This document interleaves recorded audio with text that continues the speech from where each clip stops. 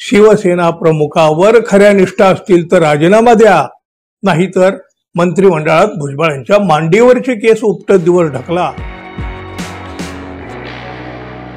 मित्रहो नमस्कार।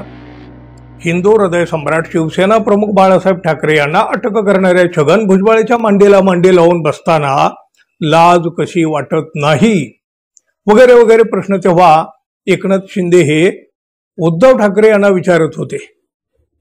मात्र आता त्याच छगन भुजबळ यांचा महायुती सरकारच्या मंत्रिमंडळामध्ये समावेश झाला तेव्हा आता एकनाथ शिंदे यांच्या आयुष्यातील अत्यंत कसोटीचा क्षण आला आहे। ते आता भुजबळाच्या मांडीला मांडी लावून बसणार का, अशा प्रकारचा एक सवाल शिवसेना उद्धव ठाकरे गटाचे मुखपत्र असलेल्या सामनानं केला आहे। एकनाथ शिंदे यांना मंत्रिमंडळामध्ये भुजबळांची मांडी नको हा तर त्यांचा पण होता। मात्र आता भुजबळांची मंत्रिमंडळामध्ये एंट्री झाली। भुजबळांच्या मंत्रिमंडळ प्रवेशामुळे फक्त भुजबळांचीच नव्हे तर इतर अनेकांचीही शोकांतिका झाली। फडणवीस, एकनाथ मिंधे यांचे भुजबळांच्या मांडीशी वैर होतं, त्यामुळं स्वतःची मांडी खाजवण्याऐवजी यापुढे या दोघांना भुजबळांची मांडी खाजवावी लागेल। शिंदे वगैरे लोकांनी शिवसेना सोडून अमित शहांचं नेतृत्व स्वीकारलं, त्यामागे जी कारणं दिली त्यात भुजबळांच्या मांडीला मांडी लावून बसणं आम्हाला जमणार नाही हे एक मुख्य कारण होतं।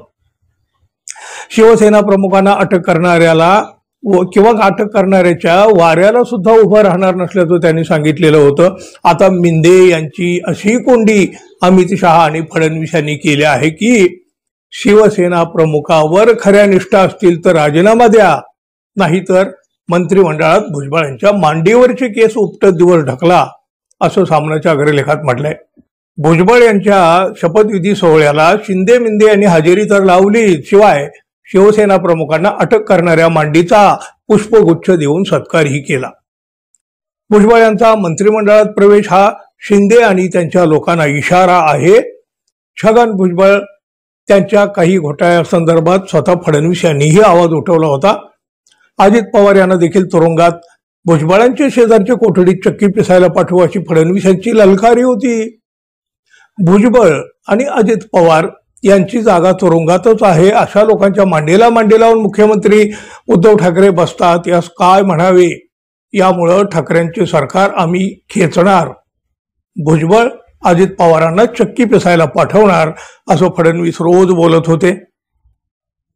छगन भुजबळ निर्दोष झालेले नाहीत, निर्दोष मुक्त झालेले नाहीत, फक्त जामिनावर सुटलेले आहेत याचाही उल्लेख फडणवीस जाणीवपूर्वक करीत असतात।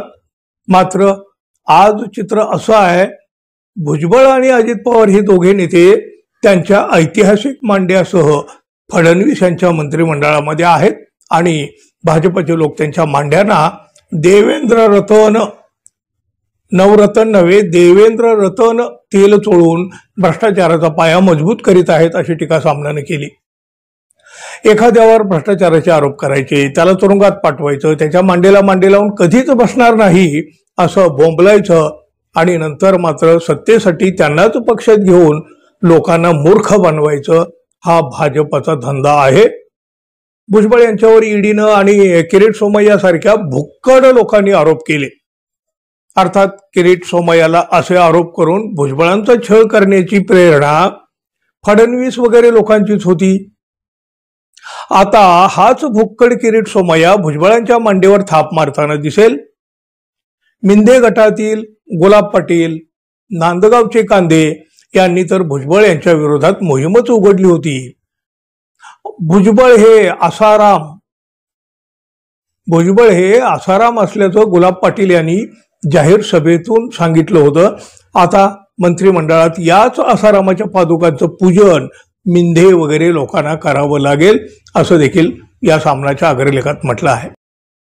मित्रांनो, सामनाचा हा अग्रलेख तुम्हाला कसा वाटला जरूर सांगा आणि आपण अजून आपल्या चॅनलला सबस्क्राईब केलं नसेल तर कृपया सबस्क्राईब करावं ही अपेक्षा आहे।